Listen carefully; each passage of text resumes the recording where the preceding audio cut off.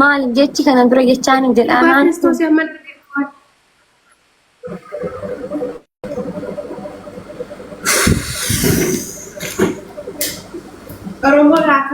Oromoo yookiin gaafa namni du'e baangiraawundi nama godhatee bahu bichaadha hojiishi. Gaafa kan nama arrabsitee koomentee jala deemtee miira taane keessa nama galchitee namni gaafa miidiyaa kanarra bahee kolfu. Dhugaa rabbii gaafa miidiyaa kanarra bahanii kolfanii waan magaarii yookiin immoo waan magaarii jira. Koomentii ishee itee poosatti beektamini seena. Biirooshii. Anu dhugaa rabbii yeroo baay'ee koomentii ishee itee poosatti yeroo hedduu naadu godhaan tarrabsu. Hidhiin keen akkanaa jedhuun fuulli keen akkanaa jedhuun maaliif jechuun jirre hojii tafaaxiroo kanatti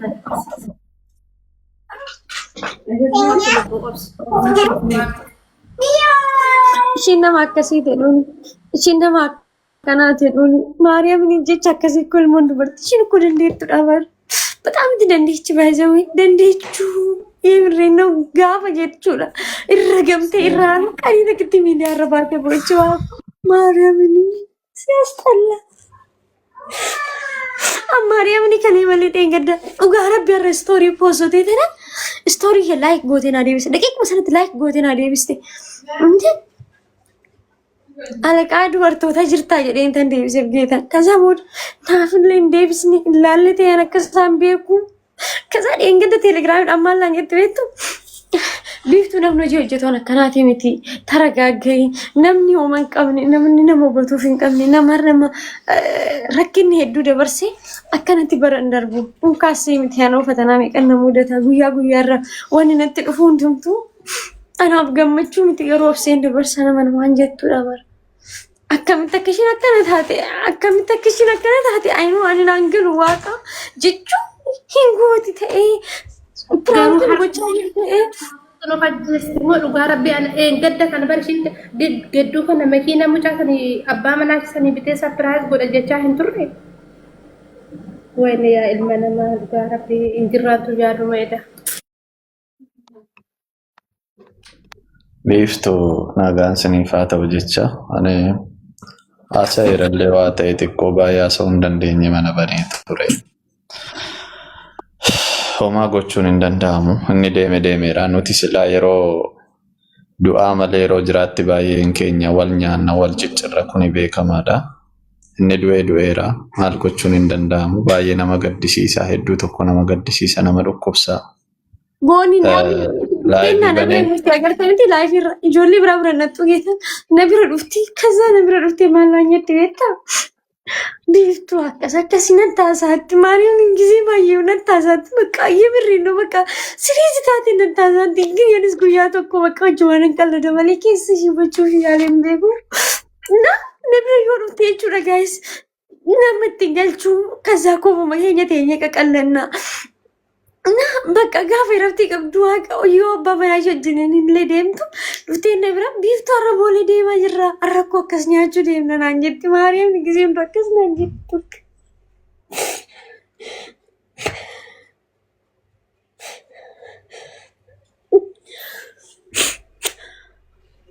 Ummati biiftuun boo'iin tasgabbaa yoomaa gochuu hin danda'ama.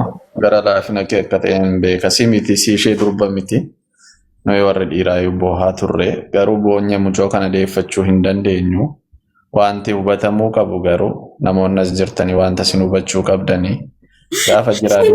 Micayyoo sun dhageessitti nima kenna keessa dabartee mameetii waan laphee namaa cabsu waan irra saassassu jechuudha. Keessa dabartee gaafa viidiyoo poosottu koomentii ta'e poosottu. Mikinaatu jechi sammuu ishiidha ol sila ta'eef.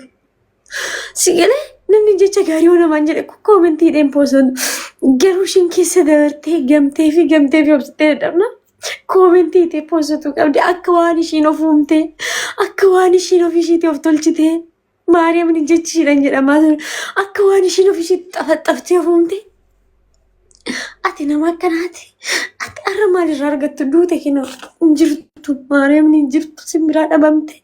Ani waa tokko hin jedha biiftuu komma isheen deemteetti bakka dhugaa deemteetti homaa gochuu hin dandeenyu. Namoota baay'ee miidiyaa kanarraa quba qabna nama baay'eetti duulaa ture. Koomentiis ilaalaa oolla. Feesbuukii irra betelee argiteetta ta'e tiiktookii irra caalaayyuu waan baay'ee jira jechuudha. Anas itti dhaamsan sinii dhaamu tokko siifiyyuu dhaamsan qaba biiftuu. Sila dubbachaan ture maqaa kee kaasee sii gale.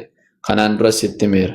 Yeroo namni meeqa viidiyoo sirratti hojjechaa ture akka nam tokkootti laayivii irratti sitti dubbadheera sii galaami.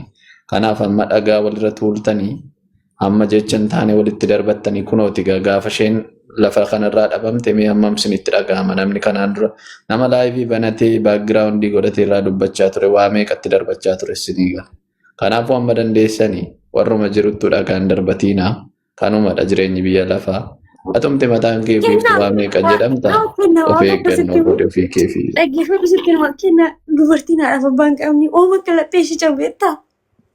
Gaafa namni biraa haadhan ishee arrabse በጣም ነው የሚሰማን ጌታን biiftuu tasgabbaa'e miira keessaa biiftuu tasgabbaa'e Mucayyoo sana jecha jedhamaniitu jecha jedhamaaniitu yoo agarte Maariyaamini jireenya koo keessatti wantan tokko isinitti himu gaa'es biiftuun guyyaa gaafa haati koo arrabsame jettee jecha hin taaneen akkas jedhamte dhugaa waaqa jiraataati baay'een gadde.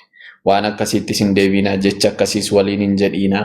Kunooti jireenyi biyya lafaa isuma amma argamanii amma dhabamanidha. Sinii galee kanuma bakka amma jirta amma dhabamta. Maariyaamni gaafa haadha keessanii abbaa keessanii waa jedhanii achi booda nama sin jajjabeessu dhabdan jireenyi sinaa irratti somni obsinee jiraanna gaa'is ijoolleen haadha hin qabne hooma akka itti dhaga'amu dura viidiyoo sin hojjedheen ture mini guyyaa wayii hooma akka itti dhaga'amu sanitti immoo gaafa sargi isaanii booniin gaafa sargii ishii bu'aa oolte waa agartan achi deebitee gaafa rileetii daa'ima ishii gaafa kiristinnaa daa'ima ishii gaafa immoo kaffayee namatti mattu dhabde dhaggeeffadhu gaaddeenyaan miidiyaa kanarra baasee yoo itti matte gaaddeenyaa tiyya jettee yoo dhattee garaa keetti matte maal akkasii godhu beektati irratti poostetti haadha garuu haadha tiyyattee yoo itti matte mudookee budaallee yoo taate hamtullee yoo taate sii shaffanti muulusaa jechuudha.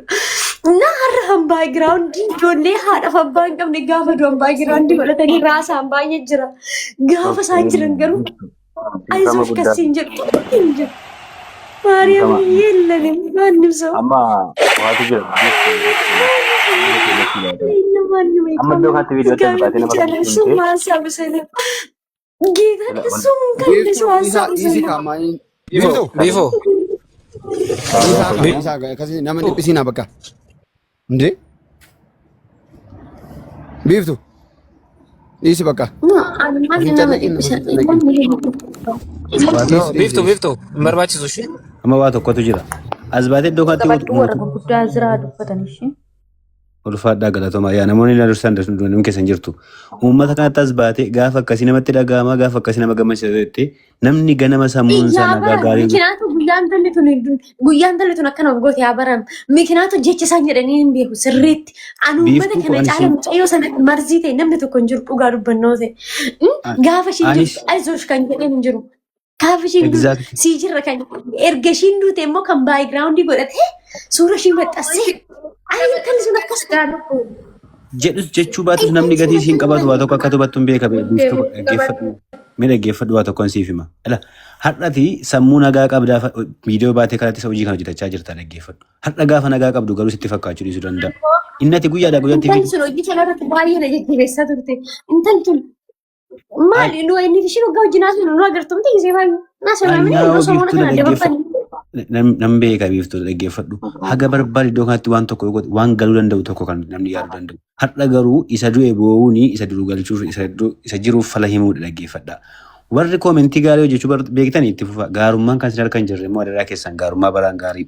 Biiftuu ati immoo sa'aatii 20 baatee viidiyoo banattee kaatee kanatti gochuu hamma nama gaddisiistu caala hamma nama gammachiistu itti baachuu danda'a jettee viidiyoo baatee guyyaa tokko. Mikinaatu maal unkaan gaafa du'annu baayigiraawundii godhatanii ittiin gammadu.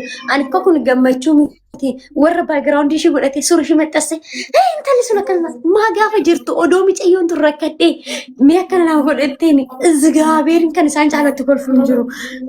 Dhiisaan hundumtu waan hin taa'e zim jedha biyaasi namni sin jaalladhu akka sin jibbu nan godhina. Zim jedha micayyoo tanarraa hin dubbatina biyaasi yoo dandeessan afaan keessan qabadha. Mikinaatu gaafa ishiin jirtu ayisuuf kan jedheen takka ittiin agarre. Ana arrabsu malee kan qeequ malee kan wayne Atamma qalbii kan keetti deebi'uudhaaf biiftuu obsi talagaa ga'ii tasgabbaa isa jedhudha. Yeroo hunda isatti boocisan mata Viichuu qabdi. Gaafa aarte waan yaaddu hin beektu. So namni keenya waan akkanaa kana dhiisuu qabaadha nama akka maakiitti jechuudha. Wallahi matoo አለበት በጣም እኔ እኮ ይገርመኛል ወላሂ ጃኒ የኔ ሀቢብቲ በነገራችን ላይ ኦሮሞ በሳቅ ነው ያዩኝ ኦፍላንድ ያንጋስ ሪሌሽንሺፕ ይረሌ ነምኒ ቅናትም ሊሆን ይችላል ሲገሌ የምትወጂው ደግሞ የምትፈልጊው ሰው ሌላ ሰው ሲወስድ ሌላን ሰው ሲወድ ሱ ኖርማል ነው። እሺ ኖርማል ያጀኑ ሱ በቅናትም ነው ይጂ ግን ቢጃራ ከነከሰታኒ ነምኒ መልክ ይዳን አይሰደብ ነምኒ መልክ ጉራቻን ቢጄ ጉርጉደቴ ከሰቲ መልክ ይዳን ማናፈ ወንጀል አይነ ማኪኛ ወላሂ ይገርመኛል። አንዳንዴ እኛ ሰው ማል ፈካት ጉራቲን ነማን ፈካቱ ሰይጣን ጅኒን ሸይጣን ፈካት ሸይጣን ጉራቻ ሞዲማ አይሰት ቤታኒስ ቶኮ ለማፋሞቱ ኡማ ረቢ ኡሜ ሙጨቲ በዛ ደረጃ አልተሳደበች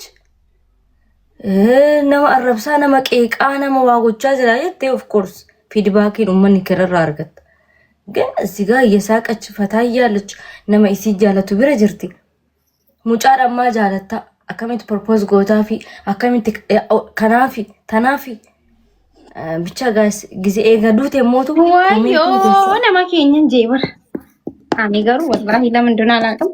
አባም ፌዲ ዋን ፌዲ ዮ ጄሌ እና ማከማኪቲ ምንም ነገር ነማ አፍጄሙ አለው አንዳንድ ጊዜ የሚሰማሽ ነገር አለ ትገለማ አንዳንድ ጊዜ እንደ ሴት ሆነሽ ላይሰማሽ ይችላል። most of the time ላይሰማሽ አሁን ለምሳሌ መፈከና ወከግያቶ ሲፍረዱ እኔን መናመዳሚ እንደለጉቱን እኔን አከታ ጀርኩኔ ወይ እሷ እኮ እንዴ አረበቴ ሲማ አከና መጥሲ ብዙ ነገር ይወራብኛል። አልহামዱሊላህ ረብል ዓለሚን እዚህ ጋር ግዴታ ተዝረክርኬ ገንገለቻ ቡቱታ ምናምን ክሊር ግዴታ ማድረግ የለብኝም። ዩኒፎርም ደለጋት እንደለቆጭ ወይ መነመደኩና መዳሚን ትየፋ ምናምን ብዬ ማስታወቅ ግዴታ አይደለም። ሲገሌ ለዚህ ህዝብ ሁሉንም ምንም ነገር ነው የማይሰማኝ ጊዜ ብሬ ያገር ቅጥል ስለማ ደስ ስለሚለኝ የሰራውትን ላቤ ወይ ብሬ ዲበዲ በሸረፋ ብሬ ቁደኑን ጌቱ አጌቱ ባቱ ለኔ ኩራቴ ነው። እንደፈቲያን ቪዲዮዋን ቴፕ ሲገሌ ጊዜ ከስትና ራስ ምንም ነው የማይሰማኝ። ሚዲያ ከነረት ጊዜ ላይቭ ይረ ጊዜ ጌም ወጀተበቹ ሰኔ መጨረሻን ከኛ ጨራራሲን ከን ሁንዲ ሳይቱ እንዴ አቲማ መነመዳም ጭራሽ ጆሊ ሚዲያ ጉጉዳ ፎ እንትኒ መተብረት ለበ እንትኒ አገይቲ ቀበንፋቱ ወጅሌ ወሎሌ ቤክ መጨረሻን ከኛ ምንም ታንደጅ አላውቅም። ምክንያቱም የራሴ ታሪክ ስላልሆነ አንዳንድ ጊዜ ደግሞ በሆነ ነገር ኡመን ይኩን ሲጨብስ ጀብዱ ለማተው ቀብለ ሲገለ ያንን ነገር አንድ ለምታረቂበት እንትን ሊኖርሽ ይገባል። አካውማ ዛቲቲ ቀልቢና መጨብሱን ጅሩ ቀልቢና ማንጨብሲና ጅሬኛ ለማ ከሰ ሲንሴኒና ላይክ ኮሜንቲን ይዝና ከቀሊቲ ነማ በረጅተኒ ነማ ሂንደን ደኒ ይችላል ነማ እንትኒ ሰላክ ወና ኢሲን ሃውስ ተንሰንጀች ኢሲን ሃውስ ተንሰኒ በረፈም ኢሲን በረጅተንሰን ነማ ሃንድል ጎቹ ሂንደን ደኒ ይችራ ነማ ኢትደጋሙ ይችራ ነማ አባን ቀብነ ይችራ ነማ አዳን ቀብነ ይችራ ነማ ትሾ ይችላል ኢትደጋሙ ይችራ ነማ ሰንሲቲቭ ይችራ ሚዲያ ካንራት ቀልቢ ነማ ትንጨብና ሀገራን ኢሲን ትንቡኒት ነምኒ በርባድነ ስክሮል ማረግ የራሳችሁ መፍት ነው። ይሄ ቲክቶክ ነው። ነምኒ ድርቀማን ኡፌ ግዲዳን ኮኬረ ሲንቀበ ቪዲዮ ሲንላልቺሳ ሲንጅሩ ኮሜንቶ በረፈተ ምርገጉቱ ቀብለና ኮሃገ ስልኪን ከሰንተ ወን በርባደን ገሮ ህሊና የሚባል ነገር አለ። አሁን ለምሳሌ ማኪኔ ማስቲ ጀኔነት አይ አን በቃ ማይኒ ቤታ ኦሮሞን በር ኢትዮጵያ ኡመቱማ ኢትዮጵያ ሀና ቆፈ መሌ አዱኛን በር ዋና ማሄስ ፈረንጂን በሪ ፈረንጂን ቱኒ ማል ፈረንጂ ተነላልሜ አባን ፈዴ ዋን ፈዴ ጎዴ ኸነማራ ሃሰውን ቀበን ነመራይ ሲናሰውን የራሳቸው ስራ ብቻ ነው። ማን ፈረንጂ ሆን ሲገለ ኸኘታ ከና ቡቲ ነማ ሄሰ ሴና ዋሂቱ ጅረስ ሲገለ ዋና ከና ኸነ ኑቲ ነማ ሚዲያ ታኔ እርገ ቲክቶኪ በነተን ነማ ሚዲያ ታተን ጀቾተ እሺ ችግር የለውም። ወንዳ ከሲ ዲጋስ ፕሊዝ ዮ በረሰን ኮሜንት አዋ ገኘ ብና መትሽ ጊዜ